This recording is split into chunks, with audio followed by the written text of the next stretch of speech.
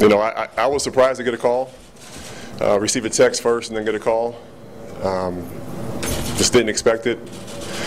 Not that I had written it off, but it was just kind of the furthest thing from my mind. As free agency started on Tuesday at 10 o'clock, you know, there was a frenzy around the league with a lot of players, obviously, and it's still ongoing, but I didn't think the Dolphins would be one of those players. You seemed pretty upset, I recall, last time when you went out to New York with how they dissolved the Dolphins. So what gave you a change of heart about right? Yeah, I was disappointed the way things worked out last year, and I think that's no mystery. I don't want to go back and, you know, have to relive that whole thing again. But, you know, things happen for a reason. God let it work out that we went to New York last year, and you know, we had a good time. It was good for us, and it worked. And the change of heart was simply Tony reaching out and Jeff reaching out and having interest. And you know, like I said last year, you know, Rex Ryan and Mike Tannenbaum and the New York Jets had a lot of interest, and that was very instrumental in us going there and signing there. So it was no different this year. I talked to both teams. The Jets were very forthright, respectful. We talked, and Jeff and Tony talked as well, and it worked out. Jason, how would you describe your relationship with Coach Sperano over the last 4 years? There's been a lot of public, you know, dysfunction between you and the front office, but what about your relationship with Sperano? I respect Tony, and I think he has a great amount of respect for me. We've talked. You know, we were good together when I played here. You know, there was things I'm sure he thought he wished I did better, and wish I could have played better for him and won more games and made the whole transition easier. But you know, I have a lot of respect for Tony, and that won't change. I expect that relationship to grow now, and hopefully win a lot more games than we did last time we were here. Jason, when you were away last season, did you think that this might happen this year? Do you think you'd be back? No, honestly, I didn't, and I'll be very upfront about it. I did not.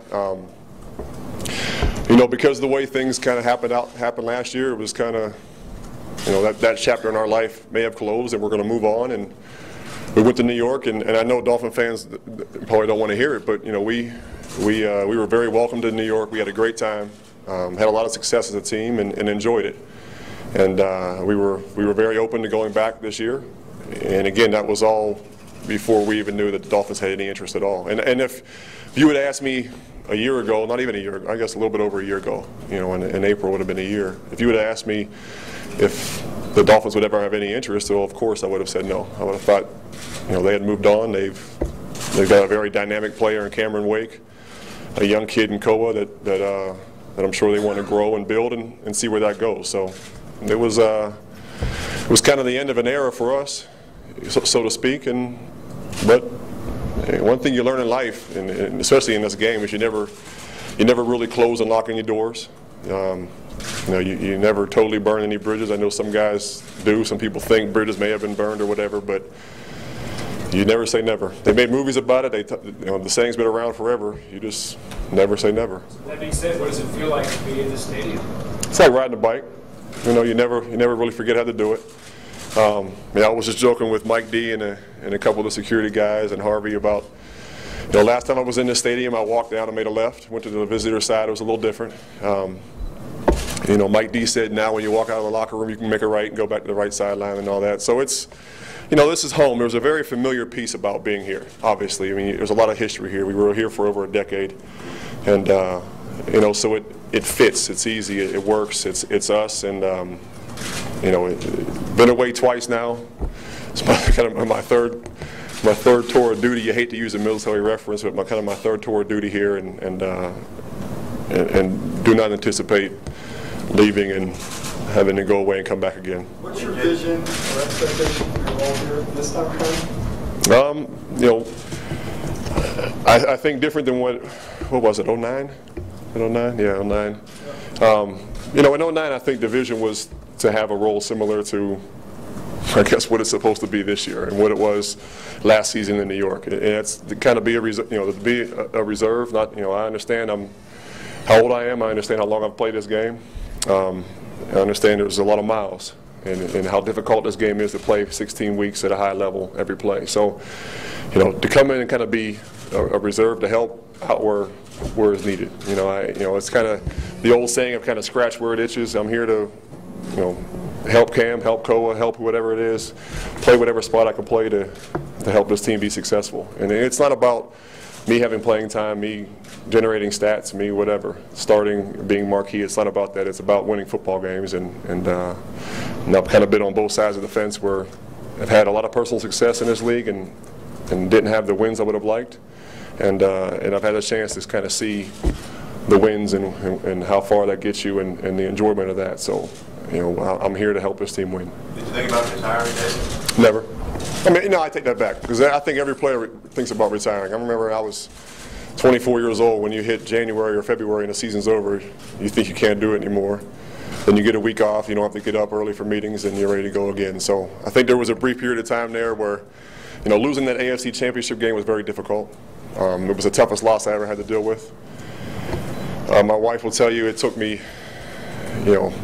months to really get over it.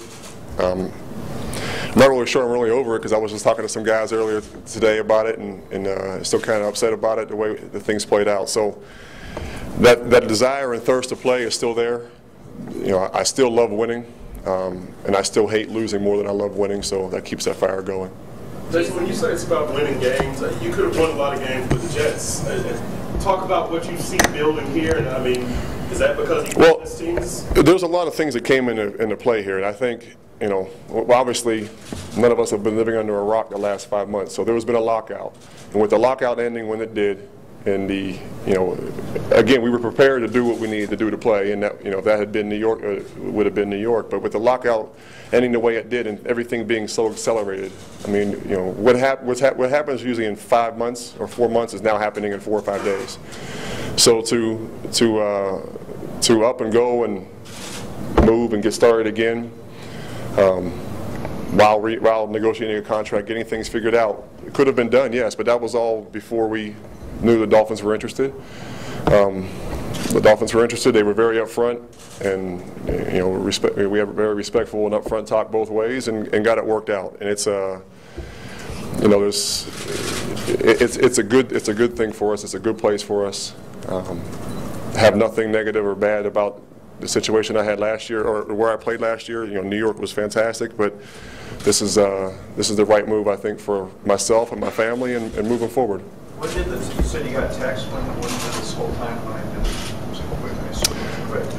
Yeah, it was all legal. It was all after 10 o'clock on Tuesday. No, it was, I talked to, honestly, I spoke with the Jets 10:01, to be honest with you, on Tuesday. I talked with Mike Pettin, the D coordinator there. And then I talked with Tony later on in the morning, I don't know, 10 or 11 o'clock in the morning. No, probably 11 or 12 o'clock in the morning. And then I spoke with Jeff later on that day, and in the following days we continued to talk. What's it going to be like for you on October 17th when you have to go and play the Jets? Well, it'll be interesting. It'll be interesting. It'll be kind of not quite the same as me going from New York to play in Miami last year because there's so much more history here. But I've got a lot of friends in that football team, and a lot of guys that I've talked to today via text that have said good luck. Have said other things, Bart Scott, you can imagine the things Bart Scott would say, but Bart Scott was very respectful and appreciative of having the chance to play together and learn and whatnot. So it'll be a chance of playing against familiar faces, familiar schemes, so to speak. I've obviously seen that team a lot in practice the last year, but the same thing applied when I played Miami last year. So it's one of those situations where they're going to try to beat you. They're going to talk a lot. We'll have a lot of fun, and Rex will be Rex, and I'm sure we'll have a lot of fun with that. And you can't find a better guy. And I know people here don't want to hear that, but you can't find a better guy. So it'll be a fun, interesting week, but we better win. Does that mean we cannot go to you for the usual quotes that week? No, I mean I'm sure you guys are going to put a mic in my face that week, and I'll talk to you. I'm not going to hide from you. I'm not going to predict what I'm going to say, because I've never really written down speeches or interviews, so whatever comes out, comes out. But, there is a lot of people in that city. Obviously I've said some things in the past, helping this rivalry along or kind of feeding the frenzy of this rivalry. And and paid for a lot of those things when I went up there initially.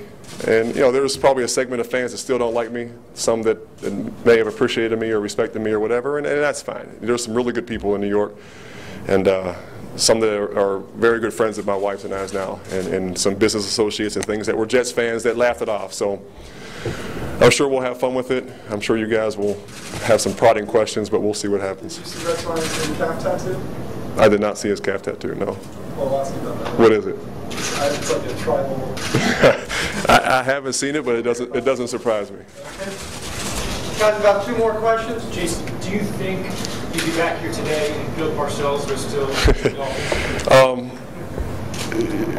You know, I thought we were going to get through this whole thing and not have to talk about it.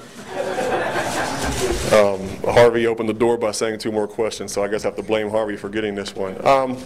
Look, we can address the elephant in the room. You know, do I honestly think I'd be here if Bill was here? No, and it's as simple as that. I think it's very, very easy to see and figure out, and we'll leave it at that.